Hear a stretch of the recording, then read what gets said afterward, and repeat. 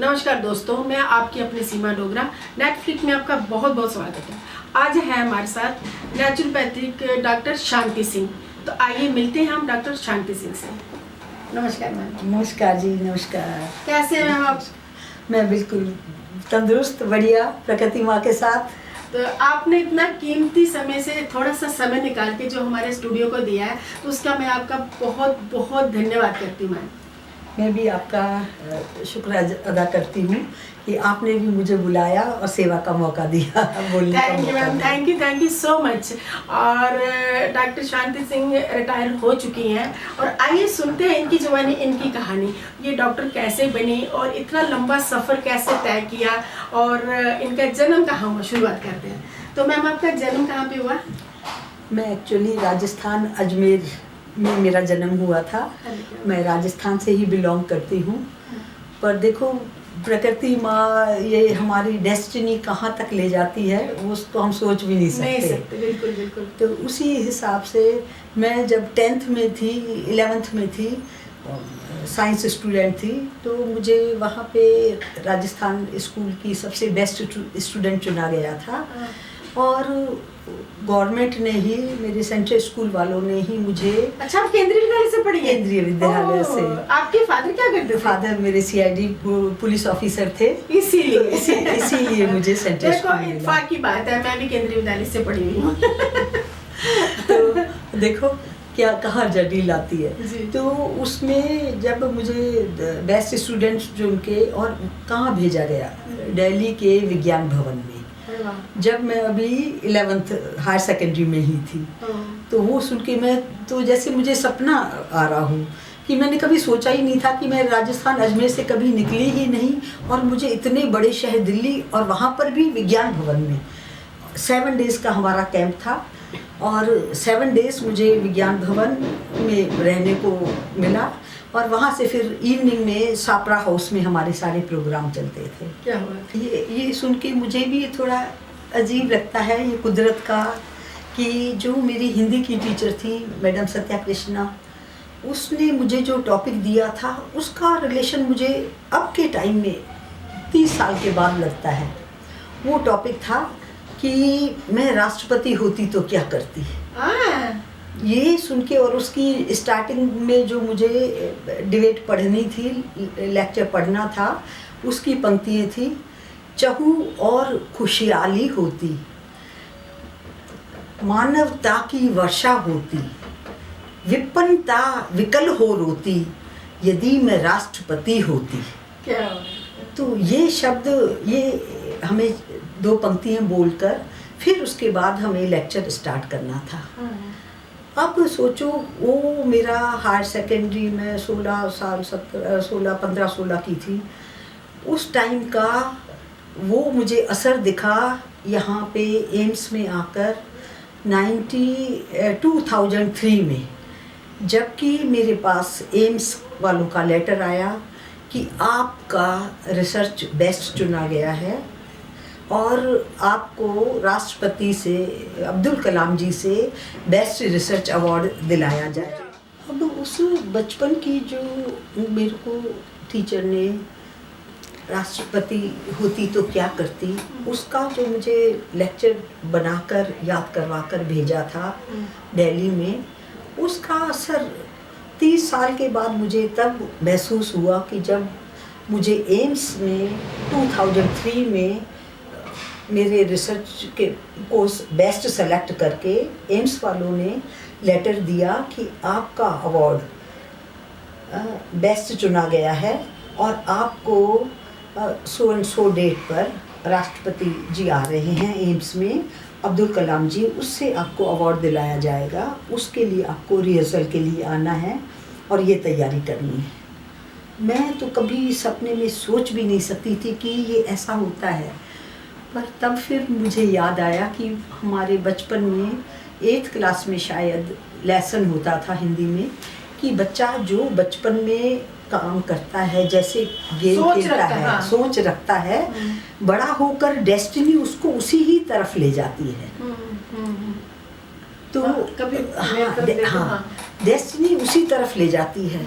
तब फिर मैंने सोचा कि मैं तो कभी सपने में भी नहीं सोच सकती कि मैं राष्ट्रपति अब्दुल कलाम जी के सामने जाऊंगी और उनसे अवार्ड लूँगी। मेरी तो खुशी का भी ठिकाना और बड़ा असमंजस, और मैं ईश्वर को धन्यवाद देती। और मुझे ईश्वर पे बचपन से ही ज़्यादा लगाव, प्रेम है, विश्वास भी है। और मेरी खुशी का उस टाइम ठिकाना नहीं था। और वो जब दीदी आप कितनी खुश नसीब है डॉक्टर साहब कि अब्दुल कलाम जी से आपने खुद जाके अवार्ड लिया है। बहुत बड़ी बात है, ये छोटी बात नहीं है। और जब उनके पास गई तो उन्होंने अपने शब्द से, मुंह से शब्द बोले कि देखो मैं भी रिसर्चर रहा हूँ और यहाँ तक पहुँचा, और आपने भी ये सब्जेक्ट चुना है कि बेस्ट रिसर्च अवार्ड आप इतना अद्भुत अच्छे तरीके से प्रेजेंट किया है कि आप बेस्ट चुने गए हैं। और आप आगे आप इसी को ही बढ़ाते रहना, इसी में ही तरक्की करते रहना। मैंने कहा बहुत बहुत धन्यवाद, बहुत बहुत धन्यवाद। तो दीदी कैसा फील किया आपने उस टाइम? उस समय की तो मैं कभी तुलना भी नहीं कर सकती कि वो समय मेरा ज़िंदगी का ऐसे जैसे लगा कि फर्स्ट और लास्ट समय हो। पर फिर उन्होंने कहा कि आप आगे इसी ही बारे में सोचते रहो। तो वो ही डेस्टिनी, मैंने कहा कि जो मैंने नहीं सोचा था, पर क्योंकि मुझे ये सब्जेक्ट क्यों दिया टीचर ने, मैं सोचती थी कि हमारी हिंदी टीचर ने यही शब्द क्यों दिया कि मैं राष्ट्रपति तो क्या करती, प्रधानमंत्री होती या कुछ मिनिस्टर होती या कोई नेता होती या ये भी दे सकती थी। बिल्कुल, बिल्कुल। पर ये राष्ट्रपति का ही शब्द उन्होंने क्यों मेरे लिए आया और दिया। देखो राष्ट्रपति मिले फिर आपसे, और उनसे बात हुई और उनसे मैंने अवार्ड लिया। तो इस बात में तो क्लैपिंग बनती है। आपको तो बहुत बहुत मुबारक दीदी कि आप अब्दुल कलाम जी से रूबरू मिल के आए हैं। बहुत बड़ी बात है दीदी। बस उसके बाद तो फिर मेरे में इतनी फुर्ती जगी कि मैंने कहा अब मैं इस लाइन को छोड़ूंगी नहीं और मैं आगे बढ़ती जाऊंगी। और मेरा रिसर्च अवार्ड भी था कि stress management for heart patient. ये मैंने पेपर प्रेजेंट किए थे और वो भी मैं अपने डिपार्टमेंट का बहुत शुक्रगुजार हूँ कि ऑल्टरनेटिव मेडिसिन में मुझे फेलोशिप करने के लिए परमिशन दी गई और मैं श्रीलंका कोलंबो गई और कोलंबो के प्रोफेसर ने मुझे 50% कंसेशन देकर वहाँ बुलाया और रिटर्न में, और उन्होंने दिया भी। इसीलिए मुझे हमारे डिपार्टमेंट के हेड चीफ साहब ने, प्रोफेसर वेणुगोपाल, उनका मैं नाम कभी नहीं भूल सकती। वो हमारे डायरेक्टर रहे और सबसे बेस्ट अब तक के डायरेक्टर रहे हैं। तो उन्होंने ही मुझे आगे हिम्मत दी पढ़ने के लिए, फेलोशिप करने के लिए। फिर मैं वहाँ श्रीलंका में जो मैं पेपर सारे प्रेजेंट करके आई थी, बोल के आई थी इंटरनेशनल कांग्रेस में, वो ही पेपर जब एम्स में ये हमारा निकला था कि एम्सोनियन ग्रुप ऑफ अमेरिका की तरफ से अवार्ड, वो एवरी ईयर उसके पेपर निकलते हैं कि जो अपने को एबिलिटी में समझता है तो उसको फॉर्म को फिल करे। और फिर उसमें हमारा सोचो कितना, अराउंड 10,000 लोगों ने फिल किया होगा और पेपर उसमें उन्होंने दिया होगा। पर ये कुछ ईश्वर की डेस्टिनी है, कृपा है, मेरे आपका लगाव है। हाँ, लगाव है और सब मरीजों की दुआ है जो मेरा है। मैं आपकी बात करती हूँ। मैं आपसे एक क्वेश्चन करना चाहती हूँ इस बारे में कि दीदी जो बच्चे आजकल पढ़ाई कर रहे हैं, जैसे माँ बाप उनकी ट्यूशन पे अंधाधुंध पैसा खर्च कर रहे हैं, फिर बच्चे ट्रेनिंग करते हैं, ट्रेनिंग करने के बाद भी बच्चे के पेरेंट्स पैसा देते हैं हमारे बच्चे को जॉब दो, कि यार ठीक है, क्या आपने अपने पेरेंट्स का भी इतना पैसा लगवाया या फिर आपने खुद सब कुछ किया? नहीं, बिल्कुल नहीं। आज तक जहाँ तक मेरा ध्यान है, मैंने कभी एक भी फर्स्ट से लेके हायर सेकेंडरी तक कोई ट्यूशन नहीं की होगी। अरे वाह! क्योंकि ट्यूशन के लिए मेरे पापा पुलिस में थे, उस टाइम पुलिस में पैसा कम मिलता है। मेरी मम्मी हाउसवाइफ थी और मैं सबसे छोटी थी। ब्रदर भी पढ़ रहे थे, एक ब्रदर और एक सिस्टर थी, वो भी पढ़ रहे थे। पर मम्मी हो गई थी बीमार, और उसी बीमारी, वो बीमार ऐसे कि हमारे जो किराएदार थे उनको क्षय रोग था। तो हमें पता नहीं चला। मेरी मम्मी की वो फ्रेंड बन गई थी, उनके साथ खाना उठना बैठना बहुत था। तो क्षय योग, टीबी जिसको कहते हैं, वो ऐसा रोग है कि यदि परहेज नहीं करो तो सामने वालों को भी सांस से हो जाता है। तो ये कब कैसे वो बीमार हो गई, पर उस समय में मीन्स 70s में वो, जैसे अभी कैंसर को सबसे खतरनाक मानते हैं, उसी तरह ट्यूबरकुलोसिस को बहुत खतरनाक मानते थे। तो पर फिर मैंने साइंस ली, साइंस सब्जेक्ट में, और हमारे टाइम में सेंट्रल स्कूल में 8th में जो टॉपर आता था उसको ही साइंस सब्जेक्ट दिया जाता था। फर्स्ट, सेकंड, थर्ड, तो मेरी फ्रेंड 3 जने हम टॉपर थे, तो इसीलिए मुझे हम 8th के पूरे बच्चों में से 3 जनों को ही साइंस सब्जेक्ट दिया गया।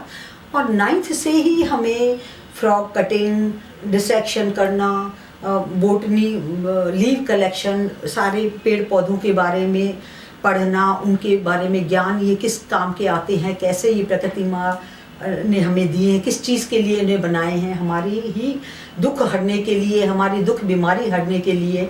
तो उसके बारे में हमें 9th से लेके ही बॉटनी में डॉक्टर शांति जी की जर्नी सुन के तो मेरे रोंगटे खड़े हो गए हैं कि ये उन लोगों के लिए मैसेज है जो बच्चे आजकल पढ़ाइयाँ कर रहे हैं, वो पढ़ाइयाँ नहीं कर रहे हैं, पेरेंट्स का पैसा वेस्ट कर रहे हैं।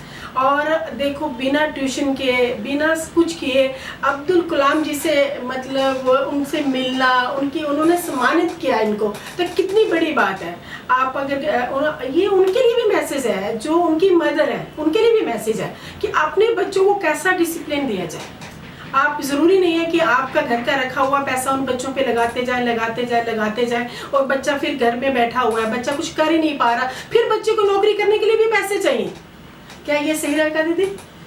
बिल्कुल, क्योंकि आजकल जो मैं भी खुद हैरान हूँ कि बच्चों का इतना पैसा खर्च होता है, उसके बाद भी उनको सफलता नहीं मिल पाती।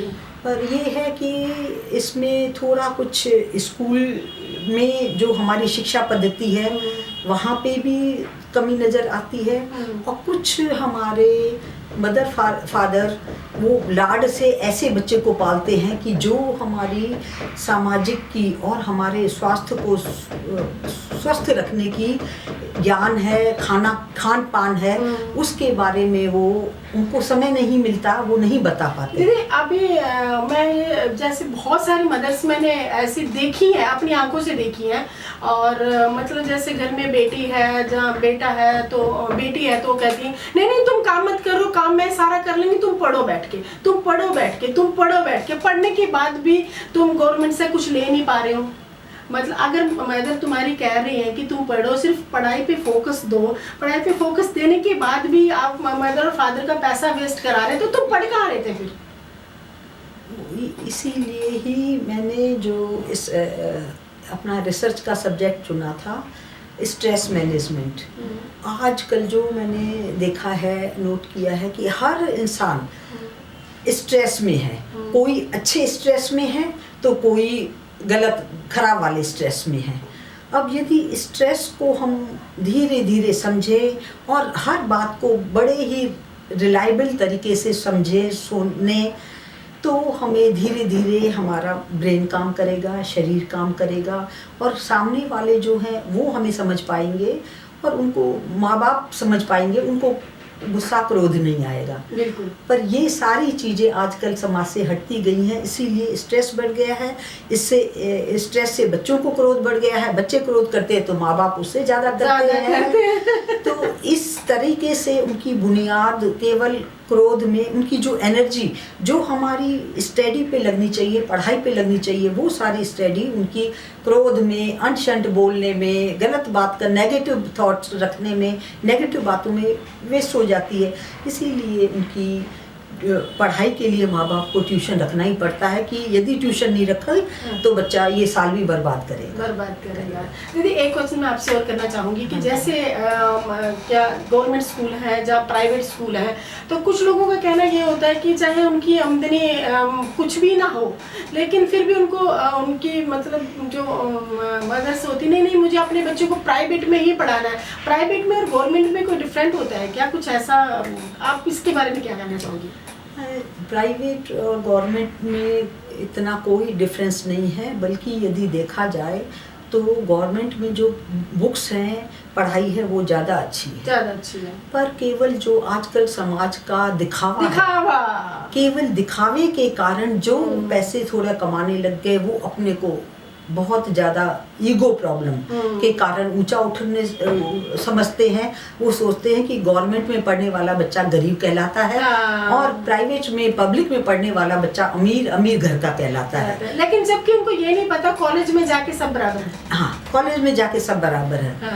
तो वहीं से ही फिर बच्चों में भी ईगो की वही शुरुआत हो जाती है और ईगो के कारण ही फिर बच्चे, क्लास में भी यही सेम चलता है कि यदि एक दो बच्चा गरीब है और सिंपल घर का है, उसने कोई अच्छा प्रेजेंटेशन दे दिया, अच्छा बोल दिया, तो वो उससे गुस्सा करके उनसे रिवेंज लेना चाहते हैं कि अरे इसने ऐसे कर दिया, हम तो इतने ट्यूशन लगते, इतनी पढ़ाई।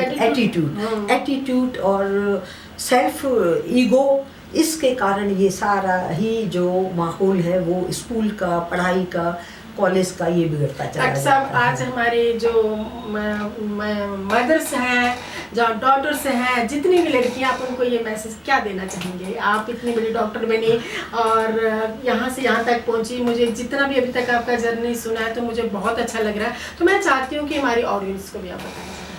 मैं सबसे पहले तो मदर, क्योंकि मदर फादर वो ही हमारे फर्स्ट गुरु होते हैं। तो बच्चा वहीं से लेके ही शुरुआत करता है। पहले बच्चे गुरुकुल में पढ़ते थे, वहाँ से जो शुरुआत करते हैं। तो माँ बाप को चाहिए कि वो माँ बाप ही नहीं, वो गुरु भी बन के बच्चे को मेहनती बनाएं, बचपन से ही उनको काम करना सिखाएं। अब हमारे कृष्ण राम, उनकी यदि हिस्ट्री देखो तो उनको गुरुकुल में भेजा जाता था।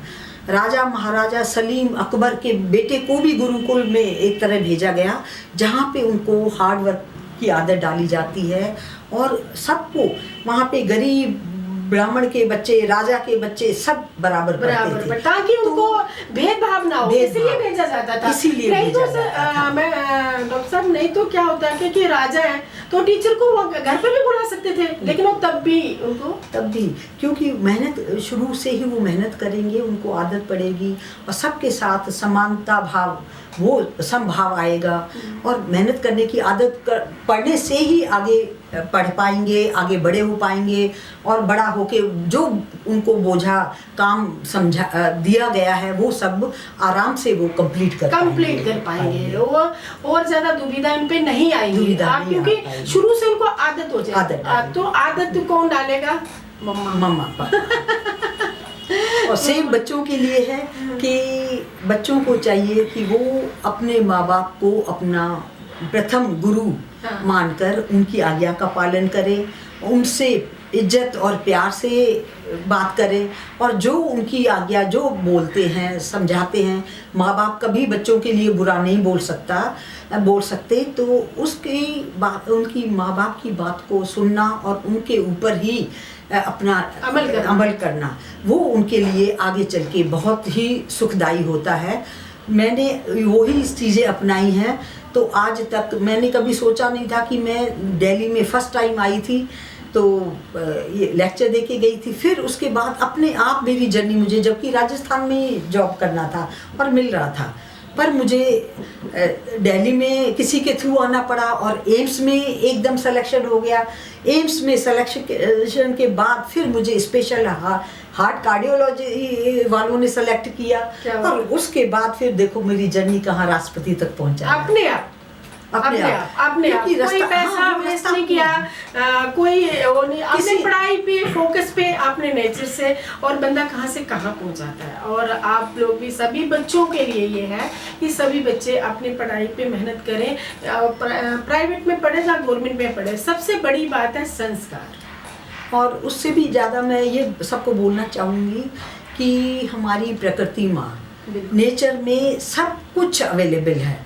जो हम बादाम, काजू और ये बच्चे को खिलाते हैं, पर उसके बाद भी बच्चों के रिजल्ट पुअर आते हैं। अच्छे घरों में, और गरीब बच्चों को ये नहीं, केवल उनको शिक्षा अच्छी है और प्रकृति माँ ने सब कुछ दिया है। अब हम यदि बीमार होते हैं, अच्छे घर के बच्चे बीमार होते हैं, तो बड़े बड़े हॉस्पिटलों में उनको इलाज कराने लिए लेके जाया जाता है। एक बार जाना ही है कि 1000 लाख का खर्चा मामूली बात है। और यदि हम आप देखेंगे, हमने देखा है कि प्रकृति में देखो, जानवर हैं, कुत्ते हैं, बिल्ली है, गाय है, घोड़े हैं, वो जब बीमार पड़ते हैं तो वो उनको कौन डॉक्टर के पास ले जाता है। डॉग देखा होगा, स्ट्रीट डॉग बेचारे, वो मिट्टी में पलटते हैं, मिट्टी में अपना बदन रगड़ते हैं और घास पे जाके सोते हैं, या कभी घास भी, जब उनको खांसी बलगम होता है तो वो घास खाते हुए देखा होगा। डॉग को मैंने देखा घास खा रहे हैं और उसके बाद वो ठीक हो जाते हैं। तो प्रकृति में गॉड ने, ईश्वर ने, प्रकृति माँ ने सब कुछ दिया हुआ है। तो हम यदि प्रकृति को मान के चले और नेचर को मान के चले और जो प्राकृतिक चीज़ें हैं उन पे ज़्यादा अमल करें तो हमें कोई बीमारी नहीं होगी। कोई बीमारी नहीं होगी तो हमारा ब्रेन स्ट्रांग रहेगा। ब्रेन स्ट्रांग रहेगा तो हम स्टडी में, आगे इंटरव्यू में, आगे जॉब में सबसे टॉप रहेंगे। बिल्कुल। तो दीदी, राजस्थान आप कहाँ से हैं? राजस्थान मेरा अजमेर, बचपन में जन्म भी अजमेर में हुआ था और मेरा दरगाह बाजार के पास ही हमारा घर है, जहाँ अभी ये ख्वाजा शरीफ की दरगाह कहलाती है आजकल। और अजमेर को भी ख्वाजा शरीफ का नाम दिया गया है और उसको बहुत ही तरक्कीवान बनाया जा रहा है। अजमेर में 2 चीज़ें मशहूर पहले होती थी, एक तो पुष्कर का तीर्थ हिंदुओं के लिए और मोमडिन के लिए ख्वाजा दरगाह आज भी है। वो आज भी है और बहुत उस पे है। तो मैं वहीं पे ही, मेरे पापा क्योंकि पुलिस में थे। क्या करते थे दीदी आपके? हाँ, मेरे पापा पुलिस में थे। उनको पाकिस्तान, जब हिंदुस्तान पाकिस्तान अलग हुआ तो वो पाकिस्तान, लाहौर और मीरपुर खास के वो जेलर थे उस टाइम। अच्छा। तो जब पार्टीशन हुआ तो उनका ट्रांसफ़र फिर इधर हुआ। तो राजस्थान ट्रांसफ़र के टाइम, पार्टीशन के टाइम सीधे उनको अजमेर में ही पोस्टिंग, जॉन ऑफिस थी CID पुलिस की, उसमें मिला। तो वहाँ पे पापा के मम्मी पापा बताते थे कि 3 मकान छोड़ के आए थे, तो क्लेम करने पर वो 3 मकान की जगह हमें दरगाह के पास ही मकान वो मिला। और आपकी मदर क्या करते हैं? मदर मेरी हाउसवाइफ थी, वो भी जोधपुर से, राजस्थान से ही बिलोंग करती थी। हाँ, पर देखो डेस्टिनी है कि जब मैं पैदा हुई तो सबसे तीसरे नंबर पे छोटी थी और उससे पहले मेरी बहन थी और उससे बड़े भाई थे। पर जब मम्मी बीमार हुई तो वो दोनों की पढ़ाई नहीं हो पाई, और पर मैं अकेली थी कि मुझे ईश्वर से, वो प्रकृति माँ से था कि मैं किसी फ्रेंड के घर पे भी जाती थी तो मैं हाथ में बुक ले लेती थी और बुक लेके जाती थी कि मुझे एक चैप्टर भी रास्ते में पढ़ने को मिल जाएगा। तो मुझे फिर सब जने पढ़ाकू कहते थे। पर यहाँ कुछ इसमें यही होता है कि प्रकृति किसी बच्चे को बोलते रहो पढ़ो पढ़ो पढ़ो, नहीं पढ़ता। और इवन मुझे याद है कि एग्ज़ाम के दिनों में मैं वॉशरूम में जाती थी तो बुक खोल के सामने रखती थी और फिर मैं कहा बात के मेरे ये 10 मिनट भी वेस्ट क्यों हो, मैं हेडिंग पढ़ लूँ। तो यही करते करते देखो सीखिए आप सब लोग कि कैसे पढ़ाई की है उन्होंने, कैसे कहाँ से कहाँ पहुँचे हैं। वो ज़रूरी नहीं है आप पैसा लगा के ही सब कुछ पा सकते हैं, कोई ज़रूरी नहीं है। और दीदी, आपने फिर दिल्ली, शादी आपकी कब हुई? मैं शादी भी मेरी दिल्ली में ही हुई कि मेरे हस्बैंड, वो भी मेरे क्लासमेट, फर्स्ट ईयर MBBS में हम क्लासमेट थे जी। तो पर क्योंकि मेरा नेचर, पढ़ने का तरीका, मेरा ध्यान केवल स्टडी के उसमें लगने से, तो मेरे हस्बैंड ने सोच लिया था कि मैं शादी करूंगा तो इन्हीं से ही करूंगा, नहीं तो नहीं करूंगा। तो देखो जब मैं इधर आ गई, वो राजस्थान में कोटा में ही थे, फिर भी उन्होंने यहाँ पे मुझे किसी तरह कैचअप कर लिया। फिर घर वालों से बात करके फिर मेरी जंगपुरा में शादी हुई थी। अरे क्या बात है। तो कितने बच्चे हैं दीदी आपके? मेरे 3 बच्चे हैं। 3 बच्चे थे, अब एक उसमें से बीच वाली लड़की नहीं है। तो पहली मेरी बेटी है डॉक्टर हिमाली, उसको भी मैंने नेचुरोपैथी करवाया। अब वो लंदन में 14 ईयर से नेचुरोपैथी योगा की ही प्रैक्टिस करती है और बहुत लोग मानते हैं उसको। और सेकंड बेटी थी, उसने इंजीनियरिंग की और माना DU से कॉलेज भी अपना कंप्लीट किया, पर उसकी डेस्टिनी शायद इतनी ही थी कि उसके साथ इंसिडेंट हुआ। इसीलिए मैं बहुत ही केयरफुल रहती हूँ कि मैं ड्यूटी पे थी, मेरी बड़ी बेटी मेरे पास आई हुई थी, छोटा बेटा स्कूल में था, वो अकेली थी और वो फरीदाबाद के लिए, सोचो फरीदाबाद में इंटरव्यू, उसने कॉलेज कर लिया था, इंटरव्यू के लिए फरीदाबाद जाना था, तो उसके लिए वो तैयार हो रही थी। तैयार होने के लिए उसने फेस पैक लगाया हुआ था। जैसे फ्रिज के पास गई दूध लेने, तो उस टाइम DC करंट और AC करंट होता था हमारे एम्स के ही फ्लैट में। तो बाहर रिपेयरिंग लाइट की चल रही थी, तो जैसे उसने दूध पे हाथ रखा, पर नेग्लिजेंस ये थी कि पैर उसके नंगे थे। तो जैसे किया तो वो DC करंट AC करंट आया होगा, एकदम झटका लगा, दूध गिरा और दूध गिरा तो वो नीचे गीला पैर था। तो और हो सकता है ईश्वर का ही बुलावा था, तो पीछे गिरने की जगह वो फ्रिज पे ही गिरी। तो जब हम 4:30 बजे ड्यूटी के बाद गए तो वो चिपकी पड़ी हुई थी। फिर हमने ताला तोड़ना पड़ा क्योंकि अंदर थी, अकेली थी और डॉग था, वो डॉग बंधा हुआ था। फिर हमें नहीं पता कि अंदर क्या है। हमने कहा ये शायद एक साइड, 2 साइड था, एक साइड ताला था, एक साइड वो, कि उसने वो इंटरव्यू के लिए निकल गई होगी फरीदाबाद। तो जैसे हम ताला पहले सबसे पूछा, चाबी नहीं मिली, फिर ताला तोड़ा तो वो फ्रिज पे ऐसे बिल्कुल सब कुछ सूख गया था, छोटी सी हो गई, चपकी हुई थी। तो वो तो मैं 1 मंथ तक तो मैं वो भूल ही नहीं पाई थी, मेरे से आवाज़ भी नहीं, इतना सदमा लगा था। फिर मैंने एम्स कैजुअल्टी वालों को फ़ोन किया, पुलिस को फ़ोन किया, तो वो आके फिर वो उसका पोस्टमार्टम के लिए लेके गए थे। तो यही कहा था कि ये बिजली का ही करंट ऐसा आया है, उसके कारण ये इसकी DC। तो दीदी आपका बेटा क्या करते हैं? बेटा मेरा छोटा है, वो भी DU से ग्रेजुएशन करने के बाद उसको बोलने का, माना स्टेज का प्रोग्राम का बहुत इंटरेस्ट था, तो उसने बोलना शुरू किया, तो उसके बहुत अवार्ड मिले। फिर उसने 12th में बाल भवन में 3 महीने हैं, वो भी वेस्ट, क्योंकि मैंने भी अपना टाइम वेस्ट नहीं, उन बच्चों में भी यही आदत पड़ गई कि 10th के जो बोर्ड के एग्ज़ाम का 3 मंथ हमें फ्री मिलते हैं और हायर सेकेंडरी के 3 मंथ उसमें उसने अपने फ्रेंड के साथ बाल भवन में मैंने करवा दिया था। तो वो बाल भवन जाता था, वहाँ पे उसने ड्रामेटिक और स्टेज का 2 सब्जेक्ट किए थे।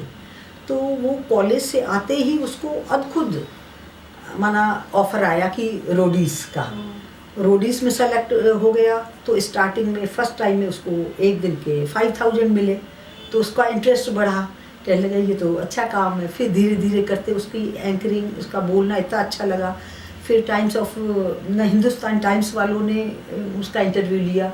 फिर हिंदुस्तान टाइम्स वालों ने उसको एवरी संडे दिल्ली के करीबन सारे कॉलेज में वीकली उसका स्पीच एंकरिंग करना, और वो उसकी पेपर में भी छपता था, नाम भी एंकर छपता था। अब वो इंटरनेशनल एंकर है। ओह माय गॉड, कांग्रेचुलेशन दीदी। आप एम्स से रिटायरमेंट हो चुकी है ना आपकी?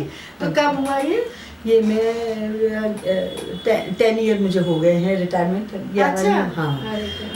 पर अब उसके बाद क्योंकि मैं नेचर से जुड़ी हुई थी, नेचुरोपैथी मैंने रिसर्च कर ली थी और PhD की इक्वल हो गई थी, तो तब से मैंने सोचा कि मैं अपने जहाँ से मैंने नेचुरोपैथी किया था लाजपत भवन से, और डॉक्टर हीरा लाल जी और डॉक्टर अधिकारी जी मेरे गुरु थे, तो वहीं की ही इंस्टीट्यूट मैंने ज्वाइन कर लिया। क्योंकि मैं बराबर वो मुझे एज ए इन्विजिलेटर बुलाते थे, पर हमारे जो डायरेक्टर थे उनकी डेथ हो गई 11 में।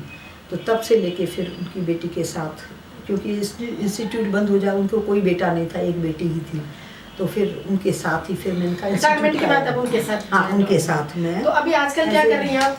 अभी मैं वो नेचुरोपैथी इंस्टीट्यूट तो है ही, साथ में मुझे INO सबसे बेस्ट मैं कहूँगी नेचुरोपैथी के लिए इंटरनेशनल नेचुरोपैथी ऑर्गेनाइजेशन। ये हमारे जयप्रकाश सर जो सूर्या फाउंडेशन के चेयरमैन हैं, उन्होंने प्रकृति माँ को, उनके भी मन में मैं ये कहूँगी कि जैसे मेरा प्रकृति से लगाव बचपन से था, उन्होंने प्रकृति माँ को आगे बढ़ाया और अपना ये मंच खोला कि INO बनाया। और मैं, क्योंकि मेरे मन में भी वही प्रकृति की जोत थी, तो मैं 2001 में उनसे मिली थी।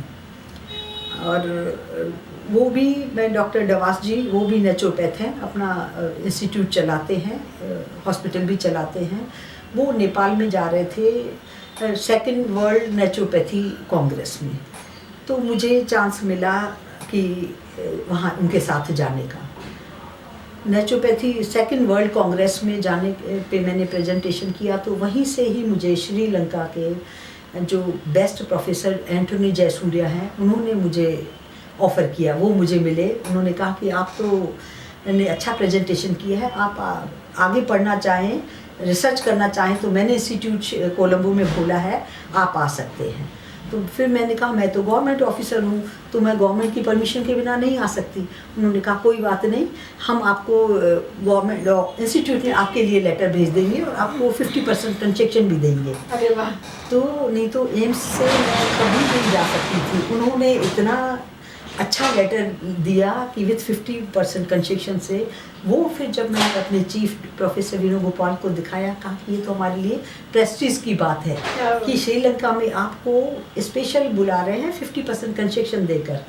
तब उन्होंने कहा आप फॉर्म भरिए, मैं साइन कर दूंगा, आप जा सकते हैं। क्या बात है, क्या और बात है। मैं तो फर्स्ट कितने दिनों के लिए आप वहाँ गए? वहाँ पे मेरा 1 वीक का था, 1 वीक। क्योंकि मेरा वहाँ पे एग्ज़ाम भी था, ये प्रेजेंटेशन भी था और कॉन्फ्रेंस भी थी। 40th वर्ल्ड कांग्रेस थी ऑल्टरनेटिव मेडिसिन एंड नेचुरोपैथी की। तो वो मुझे तो 1 वीक मुझे पूरा लगा वहाँ पे। तो दीदी फिर अभी मैंने सुना कि आप फरीदाबाद में कुछ कर रहे हैं, क्या कर रहे हैं बताइए, हम आप सब लोग आपसे मिलना चाहेंगे। मैं अब वही है कि मैंने शुरू से ही मेहनत, और उसे तो अब मैं रिटायरमेंट के बाद भी अपने को मैं फ्री नहीं समझती और मैं अपने को रिटायर नहीं समझती। मैं कहा नहीं, मुझे काम करना है, बल्कि खाली बैठने से मैं ऐसे लगती हूँ कि मैं बीमार हूँ। और जब मैं काम करती रहती हूँ तो मुझे कोई तकलीफ़ नहीं, कोई टायर्डनेस नहीं। इसीलिए फिर मुझे फरीदाबाद में ही एम्स की सोसाइटी में जगह मिल गई थी कुदरत से, और वो जगह भी इतनी प्रकृति से मिली कि वो मेरा नेचुरोपैथी रिसर्च सेंटर बनने के लायक जगह थी। अब मैं 2 दिन के बाद वहाँ पे शांति हेम कल्प वृक्ष yoga naturopathy research and training centre, इस नाम से मैं वहाँ पे योगा सेंटर खोल रही हूँ। क्या बात है दीदी, आपको हमारी तरफ से बहुत बहुत शुभकामनाएं। जैसे आपने हर चीज़ में विनर रही हैं, तो इसमें भी विनर रहेंगी आप, और हम सब आपके साथ हैं। और जिन जिन को दीदी की बातें अच्छी लगी हैं, दीदी का नंबर उसमें आ जाएगा, आप दीदी से बात कर सकते हैं। और दीदी की जर्नी आपको कैसी लगी, और दीदी और कुछ कहना चाहेंगी, आप क्या मैसेज देना चाहेंगी? बस मैं क्योंकि मुझे 37 ईयर एम्स गवर्नमेंट हॉस्पिटल का एक्सपीरियंस है, और मैं मरीजों की कंडीशन, वो क्या अपना घर बार बेच के भी आते हैं इलाज के लिए, और उसके जो हमारे बड़े बुजुर्गों ने नियम बनाए थे, हम प्रकृति के उन नियम को स्वच्छ सादा खान पीन और प्रकृति का जो खान पीन हमें नेचुरल रूप में मिला है, उसी को ही ग्रहण करते हैं, तो कभी भी बीमार नहीं होंगे। और यदि हमारी जड़ें मजबूत होंगी, नसें, शरीर मजबूत होगा, तो हमें कभी भी हॉस्पिटल में डॉक्टर के पास जाने की ज़रूरत नहीं पड़ेगी। डॉक्टर के पास नहीं जाएंगे तो हमारा वेस्ट मनी नहीं जाएगा, और वही वेस्ट मनी हम अपनी तरक्की पे, पढ़ाई पे, आगे काम धंधे में अपने बुजुर्गों की सेवा करने में लगाएंगे, तो हमें हर तरीके से खुशी मिलेगी, दुआ मिलेगी, और हमारा जीवन सफल होगा। डॉक्टर शांति सिंह ने आज इतना अच्छा हम सबको समझाया है और इतनी अच्छी अच्छी बातें की हैं। उन्होंने वो भी बताया है हम सबको, जो बच्चे जंक फूड खा खा के बीमारियों का घर पैदा कर लेते हैं और बाद में क्या होता है हॉस्पिटलों में जाके, वो खुद डॉक्टर हैं, वो देख चुकी हैं ये सब कुछ। तो उन्होंने जो अभी अभी हम सबको बताया है कि अगर हम नेचुरल चीज़ें खाएं और नेचुरल रहें, प्रकृति के साथ जुड़े हुए रहें, तो हमें बीमारी ही नहीं होगी। क्यों, ऐसा ही है ना? बिल्कुल ऐसा ही है। और वो ही न, मैं अपने पे देखती हूँ, और मेरे पापा भी इसी पे ही थे। उन्होंने 104 ईयर तक पेंशन ली। 104 ईयर में वो स्वर्गवासी हुए हैं। अरे क्या बात है, 104 साल। 104 साल में। और सोचो, अजमेर से दिल्ली में आते थे, 100 ईयर तक वो मेरे पास आते रहे। और वो आते थे बस में, अपनी पुलिस का उनके पास ड्रेस है वो पहन के रहते थे, और बस से एम्स उतरते थे। एम्स से मेरा आयुर्विज्ञान नगर 3 किलोमीटर दूर था, 3-4 किलोमीटर दूर। तो पैदल? और पैदल रास्ते कटते कटते पैदल आते। मैं हैरान होती थी कि फिर मैं कहती, पापा इस टाइम तो कोई ट्रेन का टाइम नहीं है। वो कहते, बेटा मेरे पास 11 नंबर की गाड़ी है। तो मैं एम्स में उतरा, मैंने पता किया कि आपकी छुट्टी हो गई, आप घर पहुंच गए। तो ये मेरे पास ये पुलिस का डंडा है, मैं ये पकड़ के मैं सीधे सीधे आ गया। So nice, so nice. फिर मैंने कहा कि, मैं कहती थी, पापा ये अजमेर नहीं है, ये दिल्ली है। आप पैदल चल रहे हैं और कोई जल्दी में है, कोई गाड़ी से, कोई साइकिल से आपको टकरा के गिरा दे तो हॉस्पिटल में जगह नहीं है एडमिट कराने की, इतनी रश है। तो आप मेहरबानी से आप रिक्शा, ऑटो ऐसा कुछ करके या मुझे बता दिया करो, तो मैं अपनी स्टाफ उसमें कन्वेंस में लेके आया करूँगी। पर वो तो उनकी हिम्मत देख के, वो अब मेरे में हिम्मत आई है कि मैं रिटायरमेंट के बाद भी कंटिन्यू हूँ और बराबर काम करती जा रही हूँ और तरक्की होती जा रही है, और लोगों की सेवा।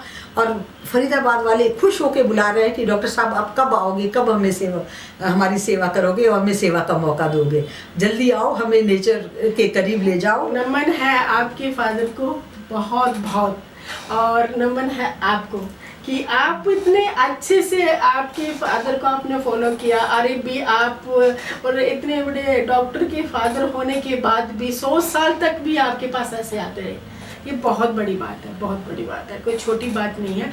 आप इससे हमें क्या सीख मिलती है? इससे हमें ये सीख मिली है कि हमें ज़रूरी नहीं है हर चीज़ के लिए पैसे की कोई नीड होती नहीं है। अगर आप प्रकृति के साथ जुड़े रहेंगे, आप पढ़ाई अच्छे दिल से करेंगे, स्कूल कोई मायने नहीं रखते, क्या दीदी? यदि हम प्रकृति से जुड़े हुए तो हमें अपने आप, हमारे ज्ञान सरस्वती माँ अपने आप खींचेगी। जो भी पढ़ना तो सभी को है, चाहे गरीब पढ़ता है चाहे अमीर पढ़ता है, पर जो हम दिल से पढ़ते हैं तो प्रकृति माँ अपने आप चांस देती है। अब्दुल कलाम जी से अवार्ड लेना और एम्स की डॉक्टर रहना, और आज भी डॉक्टर हैं। और देखो, वॉशरूम में भी बुक रख के पढ़ती थी, छोटी बात नहीं है, ये बहुत बड़ी बात है। ये उन बच्चों के लिए सबक है कि जो बच्चे मतलब रो रो के उनको लाइट चाहिए, उनको ये बुक्स चाहिए, उनको खाना टेबल पे चाहिए, दूध टेबल पे चाहिए, उनसे कोई काम नहीं होता। तो क्या दीदी उन दिनों में आप काम करते थे कुछ? काम तो, क्योंकि उस टाइम कभी सर्वेंट का हमारे अजमेर में रिवाज ही नहीं था। नहीं बता दीदी, कभी रिवाज ही नहीं था, सारा काम हम अपने आप ही करते थे। तो अब जब मम्मी थी, सिस्टर थी, मैं थी, तो हम काम बांट लेते। मम्मी खाना बनाती थी तो सिस्टर झाड़ू लगाती थी, मैं बर्तन मांजती थी, या मैं झाड़ू लगाती थी तो सिस्टर बर्तन मांजती थी, मम्मी खाना बनाती थी। तो सारा काम अपने घर का हमारा मकान भी 3 मंजिला था। नीचे के फ्लोर में हम किराए पे देते थे और 2 मंजिल की अपने आप सफाई करते थे। पढ़ाई करनी होती थी तो मैं खुले में छत पे चली जाती थी, ऊपर के आराम से पढ़ती थी। पर वो खाली शांत और ईश्वर को याद करके खुले आकाश में बहुत अच्छी तरह याद हो जाता था, और मैं बिना ट्यूशन के हमेशा टॉपर रहती थी। इससे आपको ये सीख मिलती है बच्चों की मदर को कभी तंग नहीं करना है, कि और मदर को भी ये होना चाहिए कि नहीं तुम पढ़ो, काम तो मैं ही कर लूँगी, आप पढ़ो, काम तो मैं ही कर लूँगी। ये बिल्कुल गलत है। काम भी ज़रूरी है, साथ साथ में पढ़ाई भी ज़रूरी है और काम भी ज़रूरी है। बेटी चाहे डॉक्टर बन जाए, चाहे इंजीनियर बन जाए, चाहे कुछ भी बन जाए, माँ और वाइफ तो ज़रूर बनेगी। ये बात सही है ना? बिल्कुल बिल्कुल। और अपने घर का काम तो हमें आना ही चाहिए, खास करके फीमेल्स, हर फीमेल को आना चाहिए। कि नौकरों की किसी के पास भी कमी नहीं है, मतलब सब लोग नौकर रख सकते हैं। कोई वक्त ऐसा भी आ सकता है कि हम नहीं कर सकते, तो फिर उस टाइम अगर हमें कोई काम ही नहीं आता होगा तो हम क्या करेंगे? फिर भूखे सोना पड़ेगा। और जो घर में शादी के बाद कलह का भी कारण यही होता है कि बच्चे शुरू से मम्मी के घर लड़की काम करती नहीं है। आजकल सिंगल फैमिली है, हस्बैंड वाइफ है, एक जना घर में और है, तो उनको खाना बनाना ही पड़ेगा। यदि बचपन से शुरू से आदत है तो हमें दिक्कत नहीं है, पर जिनको आदत नहीं है उन लोगों से पूछो फिर कितना टेंशन होता है। उनको बनाना आता नहीं, उनको गिल्टी भी होती है कि अरे हमें नहीं आता है, हस्बैंड बार बार कहते रहते हैं, तो घर में कलह का कारण भी बनता। फिर होटल से मंगाओ, होटल वो पैसा डबल खर्च हो, और होटल का खाना खाने और होटल का खाना खाने के बाद क्या मिलता है हमें शरीर में, जो हमें एनर्जी मिलनी चाहिए वो प्रॉपर नहीं मिलती है। और क्योंकि हमने पढ़ा है कि जब हम खाना बनाते हैं, जो माँ बाप के विचार होते हैं, शुद्ध विचार होते हैं, उस समय का बना हुआ खाना हमें पॉजिटिव एनर्जी देता है। और जो हम जो बनाते हैं उनके घर में कैसे आते हैं, उनके शराब पी रहे हैं घर में, और वो काम वाले आपस में लड़ रहे हैं, गाली गलौज कर रहे हैं, फिर वो ही उनके विचार आ रहे हैं, उसी से ही वो रोटी बना रहे हैं, खाना बना रहे हैं, और वो ही अन्न खाते हैं, तो वो ही हमारे बच्चों के शरीर में आता है। कहते हैं जैसा खाओगे अन्न वैसा बनेगा मन। तो इसीलिए कोशिश करके ये सबको आदत डालनी चाहिए कि अपना खाना अपने आप बनाएं, रोटी अपने आप बनाएं और खाएं, तो वो जो पौष्टिकता देगा वो बाहर का खाना नहीं देगा। आपसे मिलके बहुत अच्छा लगा, बहुत बहुत धन्यवाद। आप हमारे स्टूडियो में आई और आप आती रहेंगी, बच्चों को अच्छे अच्छे विचार देते रहेंगी, तो मुझे बहुत अच्छा लगेगा। Thank you so much. आपका भी बहुत बहुत शुक्रिया, मुझे समय दिया और सबसे रूबरू होने का। Thank you. नेटफ्लिक्स पे आप सबका स्वागत है।